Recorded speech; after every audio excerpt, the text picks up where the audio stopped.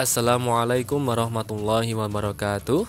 Pada video ini akan dilanjutkan materi bab 2 dari kelas 7, yaitu norma dan keadilan. Di sini akan ada 3 sub materi pokok. Yang pertama, kita akan membahas norma dalam kehidupan bermasyarakat. Yang kedua, kita nanti akan membahas mengenai arti penting norma dalam mewujudkan keadilan. Dan yang ketiga, sikap yang sesuai dengan norma-norma yang ada di masyarakat. Sebelum kita ke materi, mari kita lihat dulu kompetensi dasar dari materi kita kali ini. Bisa kalian lihat sendiri, ada 4 kompetensi dasar. Setelah mengikuti pelajaran pada saat ini, diharapkan kalian bisa mendeskripsikan pengertian dan macam-macam norma, mendeskripsikan macam-macam norma dalam kehidupan bermasyarakat, berbangsa, dan bernegara, dan bisa menunjukkan perilaku sesuai norma. Itulah indikator pencapaian kompetensi. Baik, setelah kalian melihat KD dan indikator pencapaian kompetensi, mari kita mulai dengan yang pertama, pengertian norma. Manusia pada dasarnya memiliki 2 kedudukan, yaitu sebagai makhluk sosial dan makhluk individu. Sebagai makhluk sosial, manusia selalu membutuhkan orang lain. Oleh karena itu, ia akan tergabung dalam kelompok manusia yang memiliki keinginan dan harapan yang harus diwujudkan secara bersama-sama. Akan tetapi, sebagai makhluk individu, tiap orang memiliki perbedaan pemikiran dan perbedaan kepentingan. Itulah kedudukan manusia. Yang pertama, dia tidak bisa hidup sendiri. Mulai dari bangun tidur hingga tidur lagi, pasti dia akan memerlukan manusia yang lainnya. Tetapi manusia itu juga sebagai makhluk individu, artinya setiap orang punya kepentingannya masing-masing. Dalam kehidupan bermasyarakat, perbedaan kepentingan dapat menimbulkan adanya perselisihan, perpecahan, bahkan menjurus ke arah terjadinya kekacauan. Oleh karena itu, untuk menghindari adanya benturan akibat perbedaan kepentingan tersebut, diperlukan suatu tatanan hidup berupa aturan-aturan dalam pergaulan hidup di masyarakat. Tatanan hidup tersebut biasanya disebut norma. Norma dibentuk untuk melindungi kepentingan-kepentingan manusia sehingga dapat terwujud ketertiban dan kedamaian dalam kehidupan masyarakat. Nah, karena tadi manusia itu sebagai makhluk individu yang punya kepentingannya masing-masing, maka perlu diatur dalam sebuah tatanan supaya tetap tertib. Kalau tidak, maka cenderungnya manusia itu mementingkan kepentingannya masing-masing, ya, sehingga bisa menimbulkan ketidaktertiban. Seluruh kelompok masyarakat pasti memiliki aturan.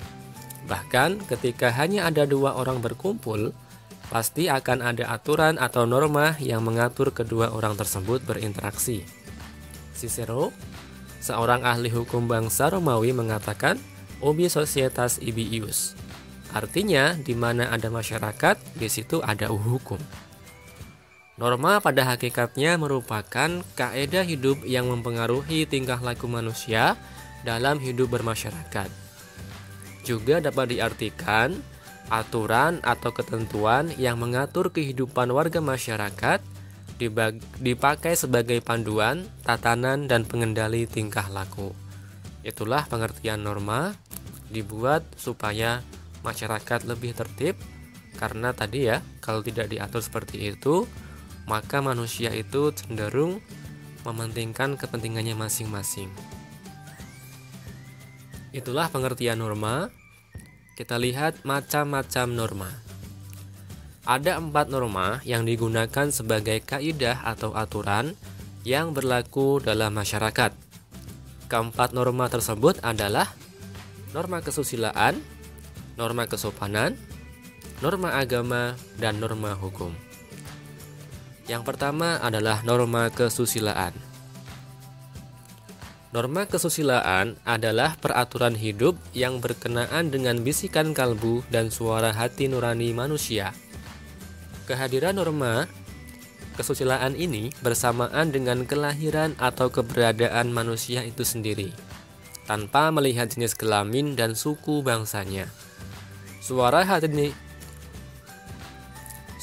hati nurani yang dimiliki manusia selalu mengatakan kebenaran dan tidak akan dapat dibohongi oleh siapapun.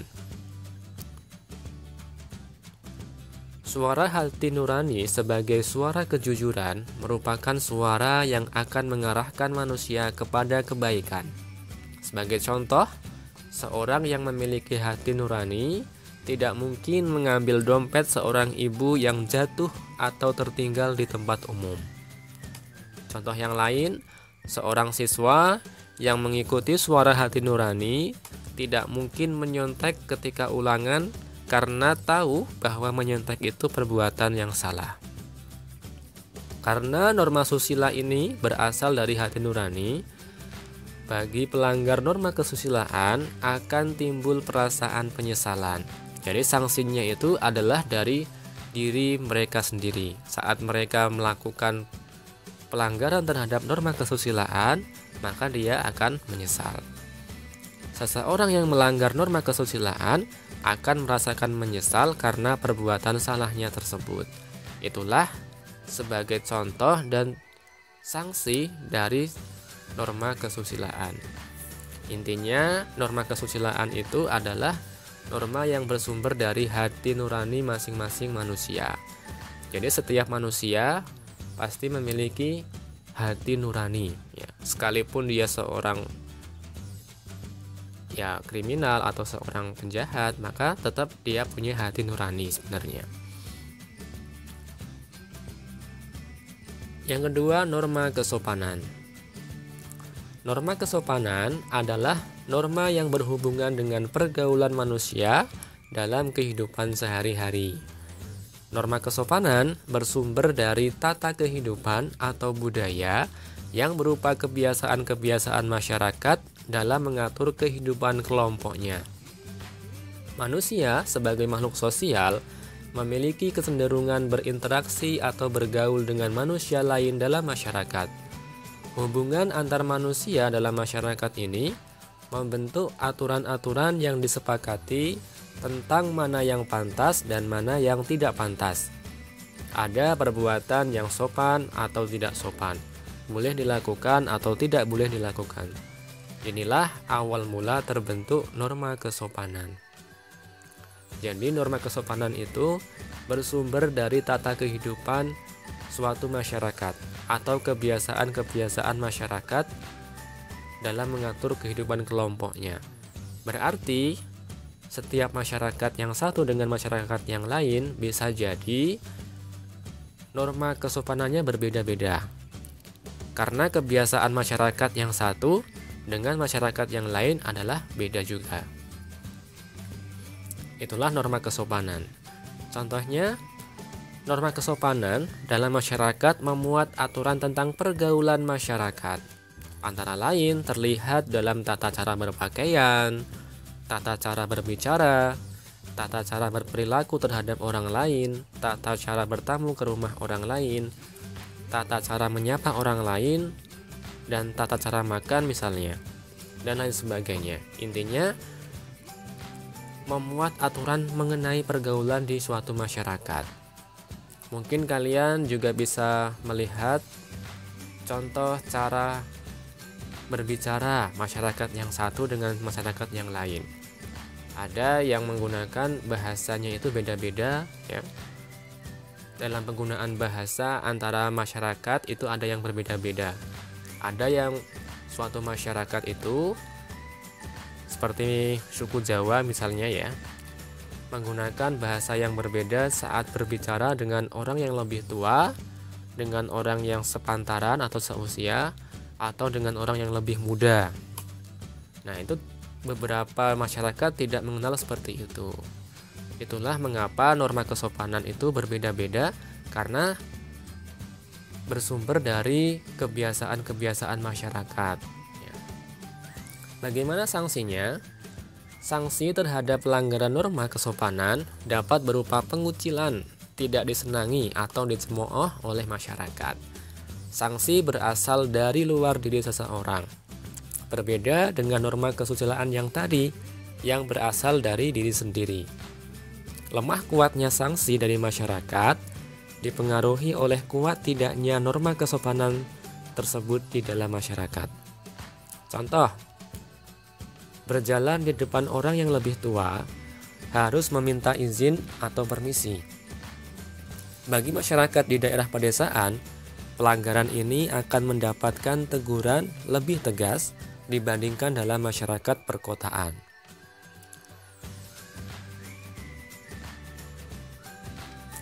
Yang ketiga, norma agama. Norma agama adalah sekumpulan kaidah atau peraturan hidup manusia yang sumbernya dari wahyu Tuhan. Penganut agama meyakini bahwa apa yang diatur dalam norma agama berasal dari Tuhan yang disampaikan kepada Rasul atau Nabinya untuk disebarkan kepada seluruh umat manusia di dunia. Contoh pelaksanaan norma agama misalnya perintah melaksanakan ibadah sesuai dengan ajaran agamanya. Melanggar norma agama adalah perbuatan dosa sehingga pelaku pelanggarannya akan mendapatkan sanksi siksaan di neraka. Pelaksanaan norma agama dalam masyarakat Indonesia tergantung pada agama yang dianutnya. Norma agama bagi penganut agama Islam bersumber pada Al-Quran dan hadis Nabi Muhammad SAW. Orang yang beragama Kristen dan Katolik, pegangan hidupnya bersumber pada Alkitab. Umat Hindu bersumber pada Veda, dan Tripitaka menjadi kaidah pegangan hidup penganut Buddha. Sementara itu, kitab Konghucu adalah Shisuwuji. Ini ya, kita bisa melihat umat beragama sedang melaksanakan ibadah menurut agamanya masing-masing. Yang keempat adalah norma hukum. Norma hukum adalah peraturan mengenai tingkah laku manusia dalam pergaulan masyarakat dan dibuat oleh badan-badan resmi negara serta bersifat memaksa, sehingga perintah dan larangan dalam norma hukum harus ditaati oleh masyarakat. Oleh karena itu, dalam kehidupan sehari-hari, aparat penegak hukum seperti polisi, jaksa, dan hakim dapat memaksa seseorang untuk menaati hukum dan memberikan sanksi bagi pelanggar hukum.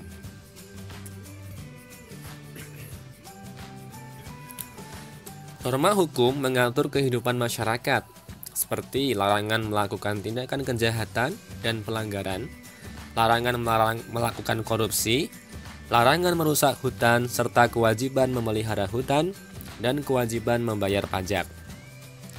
Peraturan tersebut harus dilaksanakan oleh seluruh warga negara Indonesia.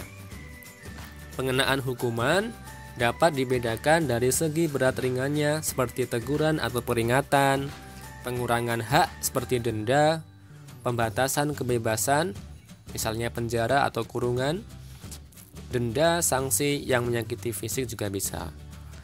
Itulah contoh dan sanksi dari norma hukum.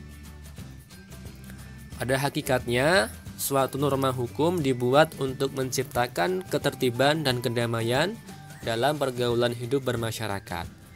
Untuk itulah, setiap norma hukum memiliki dua macam sifat, yaitu bersifat perintah atau bersifat larangan. Contohnya yang perintah, yaitu memerintahkan orang berbuat sesuatu dan jika tidak berbuat, maka ia akan melanggar norma hukum itu. Contohnya, perintah bagi pengendara kendaraan bermotor untuk selalu membawa SIM. Kemudian ada juga yang sifatnya larangan, yaitu melarang orang untuk berbuat sesuatu dan jika orang itu tetap melakukan perbuatan yang dilarang, maka ia melanggar norma hukum itu. Contohnya, larangan bagi pengemudi kendaraan bermotor melebihi batas kecepatan paling tinggi yang diperbolehkan atau berbalapan dengan kendaraan bermotor yang lain. Itulah dua sifat norma hukum bisa bersifat perintah atau bersifat larangan. Pada intinya, norma hukum adalah norma yang dibuat oleh badan-badan resmi negara yang sifatnya memaksa. Nah, ini biasanya yang paling sering ditakuti oleh masyarakat adalah norma hukum karena sanksinya yang begitu tegas dan langsung didapatkan di dunia.